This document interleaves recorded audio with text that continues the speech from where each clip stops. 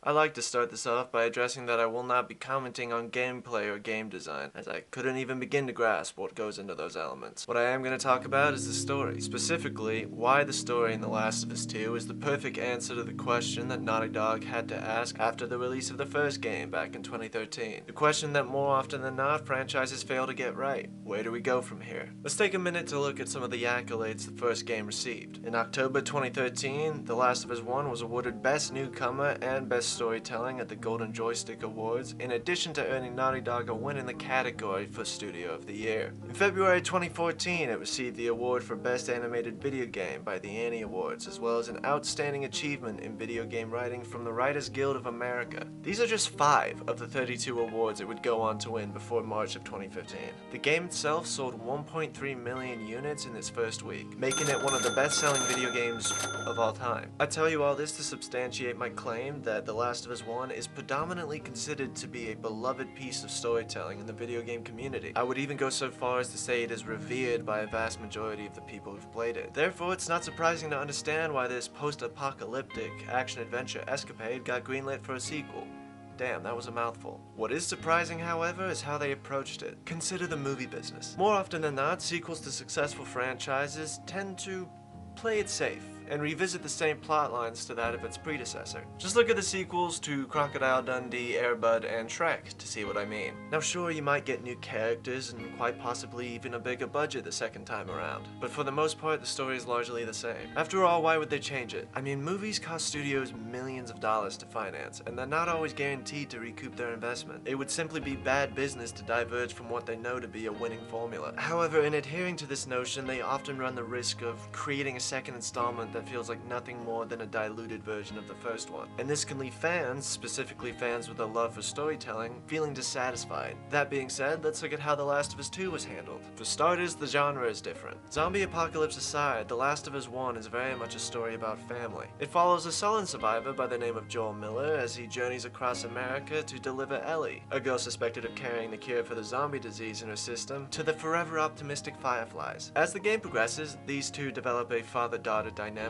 that ultimately comes to a tipping point when Joel is forced to choose between saving Ellie's life or saving all of humanity. He chooses Ellie without considering her feelings on the matter, and this decision largely sets up the events for the sequel. Knowing this, the safe bet would have been for Naughty Dog to reuse the journeying across America format for The Last of Us 2. Perhaps this time Ellie could have discovered what Joel did, prompting her to set off on her own and trying to find people who could extract the cure from her body. This version might have explored Joel and Ellie's dynamic further by having him try to convince her to return home, and her refusing out of resentment for him, or perhaps guilt for being the reason that everybody is still forced to live in these circumstances. This retelling is more likely in the ballpark of what people expected for the sequel, just given the plot of the first game, but it isn't adding anything. Not anything substantial anyways, it's just the same story from the first game with a slightly different dynamic between the two main characters. To put it simply, it's fan service. And while there are a lot of arguments to be made for this approach, mainly fiscal ones, it would have left a lot of people feeling underwhelmed and the franchise's legacy largely tarnished. Don't get me wrong, I'm aware that these beats are touched on in the sequel, but they're not the main focal point of the story. So what do you do when you're tasked with revisiting something that is loved by so many, when you don't want to play it safe by giving them something that supposedly they'll love again? The answer is actually quite simple. You give them something they'll hate. I mean this in the best way possible. To me, The Last of Us 2 is a story about the destructive nature of revenge. It's a story that understands its audience's love for the dynamic between the two main characters, and yet chooses to give us as little time with it as possible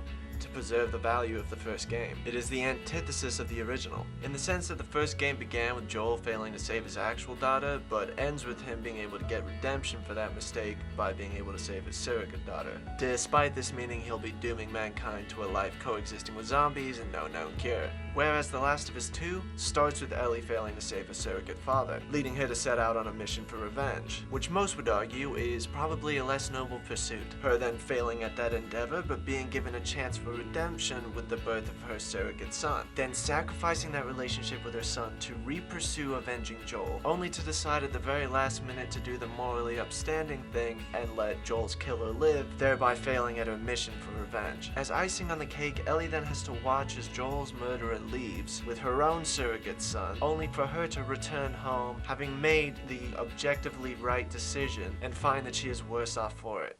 No son, no wife, no home, no fingers. She can't even play guitar, the one thing that connected her to Joel still. This is the direct opposite to how Joel ended the first game. He had a new daughter. He was headed back to his new home in Jacksonville. We didn't see it, but I assume he might have stopped off at a guitar center along the way. So knowing what we know now, you might be asking, Joe, why do you then like the sequel? There's a number of reasons. The first of which being, collectively, both the original and the sequel show both sides to the same message. And the issue a lot of sequels have is that oftentimes it just gives you the same side of the message twice. That being how selfish decisions can often put you in a better position despite it not being the right thing to do. We got the feel-good ending with the first game. We were able to sit through a double the length sequel. Everybody was really angry about it, but I'm still willing to bet a vast majority of people played through the entire game. You were angry, you hated Abby, you wanted her dead. Even when you were forced to play as her, you kept playing, but you hated it, and you still finished the game. Good art does not make you feel good. Good art makes you feel strongly. So yeah, I like the sequel. Thank you for watching. Should promo my socials on here. Really, I'm not very good at that. I mainly use Instagram. Wanna go check that out? I mean, it's free, right? Might as well.